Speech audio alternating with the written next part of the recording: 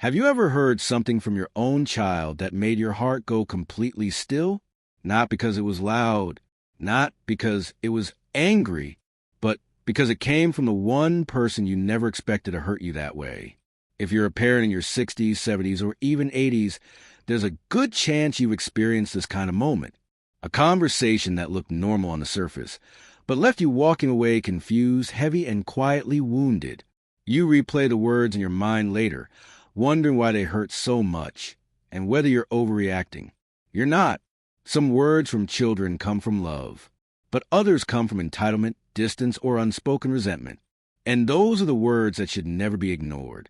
When a child says something like, "You owe me," it doesn't sound dangerous at first. It might even sound casual. But beneath those words is a message that slowly rewrites your role. It turns decades of sacrifice into an unpaid debt.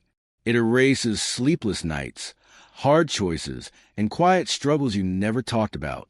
Love was never transaction. Parenting was never a loan. And no one has a right to make you feel like your worth is measured by what you can still give. Then there are words that cut even deeper. You wouldn't survive without me. Sometimes they're said jokingly, sometimes calmly, sometimes in frustration. But the meaning is always the same. You are weak. You are dependent. You no longer matter on your own. And hearing that from the child you once protected can feel like being erased. Yes, aging brings change. Yes, help may be needed. But needing help does not cancel your dignity. Help given with love uplifts. Help used as control diminishes. And then comes the quiet dismissal. You're being dramatic.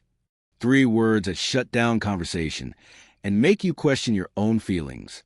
When you express fear, loneliness, or disappointment, and your emotions are brushed aside, you learn something dangerous. You learn to stay silent. You learn to doubt yourself. Over time, that silence becomes loneliness. And loneliness slowly convinces you that your voice no longer matters. But it does. Your feelings are not too much. They are human.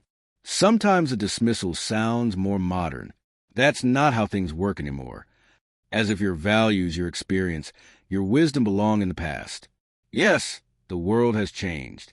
But respect, kindness, responsibility, and patience never expire. When your words are brushed off this way, it's not about progress. It's about power. And no one gets to decide that your life experience is no longer relevant. And then there's a question that sounds harmless, but often isn't. Why are you still living there? To you, that home holds memories, meaning, and identity. To them, it may look like an inconvenience or an asset. When that question is asked again and again, it can feel like pressure, like your life is being slowly rearranged without your consent. But where you live, how you live, and when you change your life is your decision. Independence doesn't disappear with age. Here's the truth that many parents struggle to accept. Walking away from a disrespectful conversation is not weakness. It's wisdom. It's choosing peace over argument. It's protecting your dignity without raising your voice.